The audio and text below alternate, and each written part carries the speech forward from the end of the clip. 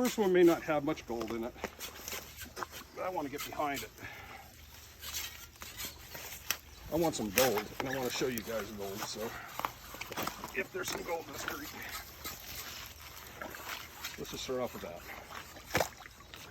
That's why it's good to have a couple shovels around.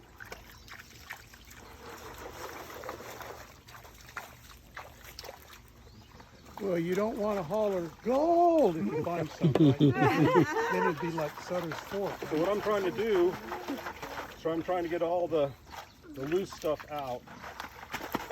That's going to be a 1/4 inch or smaller. What I usually do is I like to pour it over something to look at the bottom. You see how I dropped it over like that? Every once in a while you might find a nugget. Yeah. So that didn't go through that. But that's why I do it, because it'll be on the top after you flip it. Yeah. But yeah, you want your pan below your classifier, because all the heavy stuff that goes through this will sink into your pan, and lighter stuff like silt will crash out with the water. So this isn't the best place to pan because you're going with the water flow. I'm going to be honest with you. It does have a lot of mica in it. I can see it all over the place. Yeah. Really, I'll do it in this spot here. And this could have some gold in it too, because it's coming down here and getting dropped right there.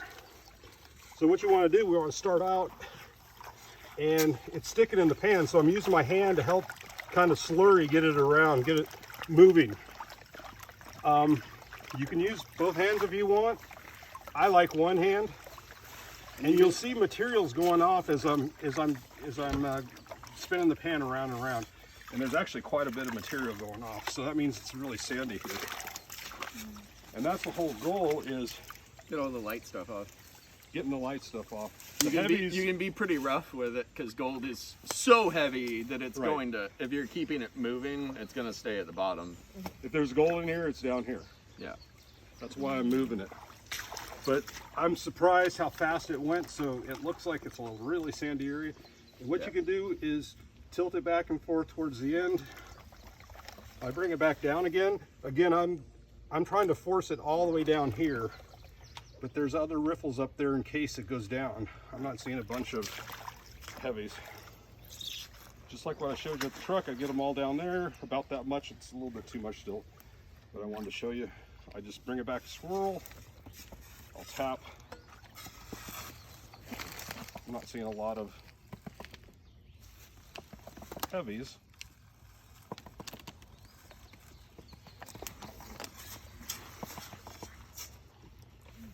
I have to get my glasses on, but I don't see anything. Well, how far south is gold found like this? Newberry? Union County is known for gold geologically, and the South Carolina geological surveys have found gold in Union. So, but is it where does it end? I mean, where? Oh, it goes really far south. So it does. Yeah.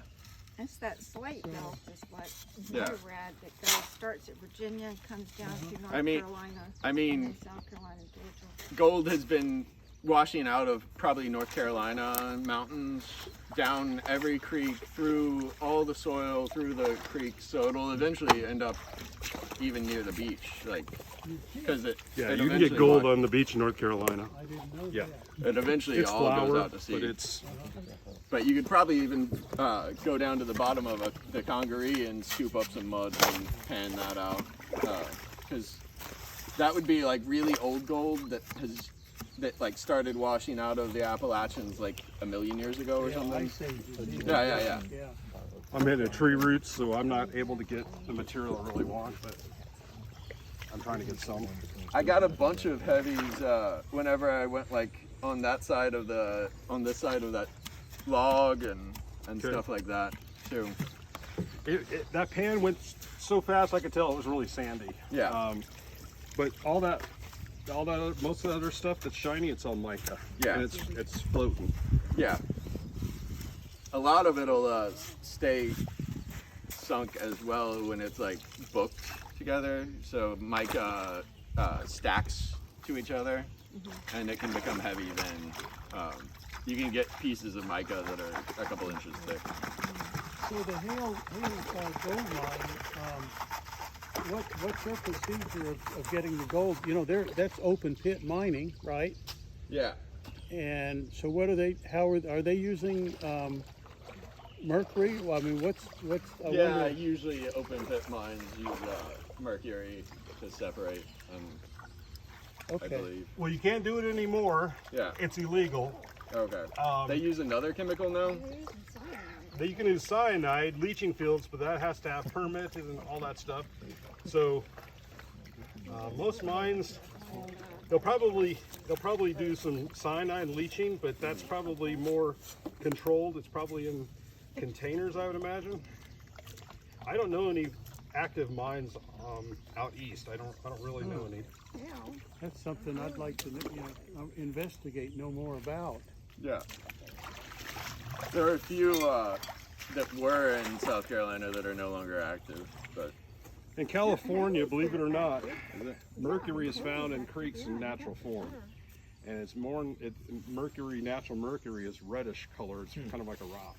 yeah. So you find mercury on gold out west in California. It's not because of miners always. It can be because it was leached in by the natural material. Yeah, this has got a lot of mica. Just a little bit of heavies. That's a white Iberia. And I'm trying to tap. Again, gold will walk up my pan. And I'm not seeing a lot tapping. But I'm just not seeing, remember all that black stuff I showed you at my truck? Magnetite? I'm not seeing that, at least in these few pans here. It's sandy. The magnetite tells you that there's a gold. Well, Or more. anywhere where there's heavies and there's gold nearby, the heavies and gold travel together. There could be gold here. It might be 20 feet down. So where the heavies are at is where you want to be at, if that makes sense when you're looking for gold. Gold's not going to be on top. You can start digging here. You could be here and dig all this top out for the next 2 weeks and never find a piece of gold. Not always, but most generally, you're going to find it where the heavies are at. So, any questions? No? It looks easy. It takes a while to get the process down. You want to have your hand slanted. It doesn't have to be deep slanted, just about 25 degrees maybe or so. And the main thing is you want to work that material down in there. That's where the heavies are going to go. And then when you bring it back, just one little swoop and then tap. A little swoop of water up there, tap, and it'll walk your gold up the pan. And you use this if you think you see something. Yeah, Right? if you see something, go, okay, I'm going to suck all that up Okay. in that corner right there. And then at the end of the day, when you're done, you put it all in your pan and let's see what you got. And we'll see if we got it. Right. Sounds good. So you swoop and tap, and it pushes it back. I mean, it goes back into the Yeah, bottom. when I'm swooshing, all the lights are coming down, and I'm tapping to bring the heavies back up. The gold will just walk up your pan when you're tapping like that. You can tap it like that or like this. I usually tap it like this, or in any direction. If you want it to go that way, tap that way. If you want to go this way, tap this way. I like going up top. I like my gold going up top. Okay. But you don't have to do that. First thing, you got to get, the heavies. You got to find some heavies and get most of the light stuff off. But I would suggest spread out a little bit. I've only got two, so we'll have to share the classifiers. Classifiers, you see, get all that, so you don't have to pan through that. Have you seen golden nuggets on the surface somewhere? Never on the surface. I've got a detector and I'm metal detected. I brought it today in case we had a suspicion or whatever. There's a piece of cable right there, so I know that's going to go off. You see the cable? I don't know if anybody saw it as Yeah. you walked in. There's a piece of cable right there. Be careful of stepping on it. Or anybody with bare feet like Casey. I should have told that earlier. I saw it right away. I was like, hey, that's iron. Yeah.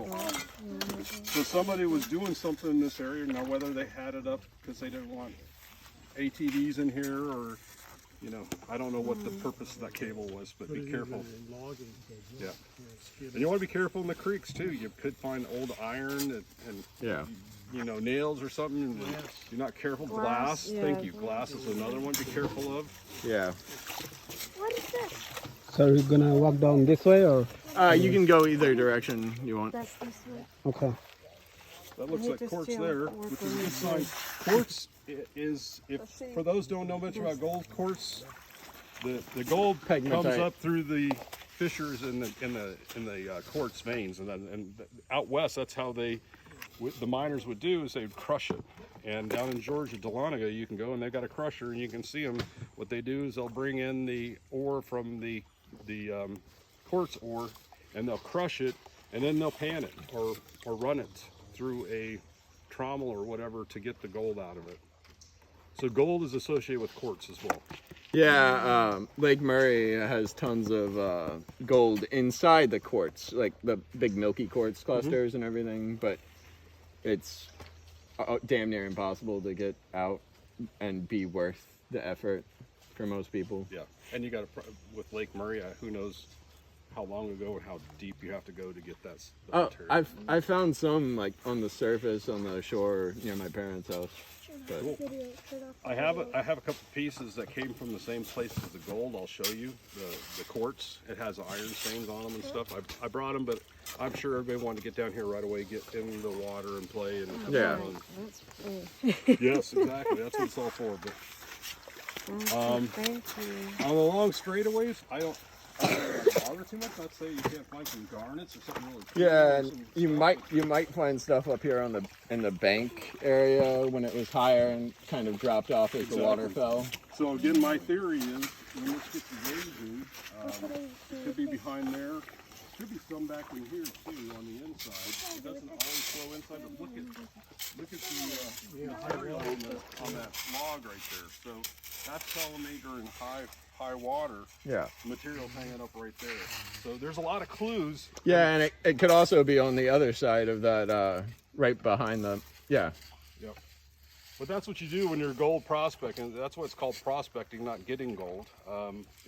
You gotta look at the lay of the land, make notes mental notes of this, obviously, where the high water is. Honestly, all of this also applies to gem mining in general. If you're looking for quartz or anything, you need to, and if you want an easy job and not digging the entire day, you follow the path of water, where water carved everything away. And you look and see where you need to search for the heavy crystals and things that wash out. Yep. How do you recognize garnet? Garnet is here it's like a dark brown almandine garnets, but they're kind of reddish. Here if you find them, they're probably going to be like the size of sand.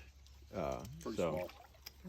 But you'll see a bright red, purplish kind of, but bigger ones you can find them where they're octagon shaped and real gemmy type stuff, but they're heavy. Sapphires, we have sapphires in North Carolina. I've been sapphire. I went out with my pan and I found sapphires, pan and classifier, and they're octagon shaped too. And I found different kind of. They weren't pretty blue like you think. They were white. I found white sapphire. Crystals. Yeah. How can you tell if it's octagon? I don't know. Well, How- octagon, you know what the shape of a stop sign is? Yes. Lengthwise, that's what they are. They're octagon. They're different from all the rest of the rocks in your pan. You'll notice it right away. So it's like a piece of rock would be that shape. Yeah, all the way down, Okay. octagon shape. Ah. So if you notice anything unusual, holler and we'll check it out. Okay. Thank you. All right. Thank you very much, sir. You bet, absolutely.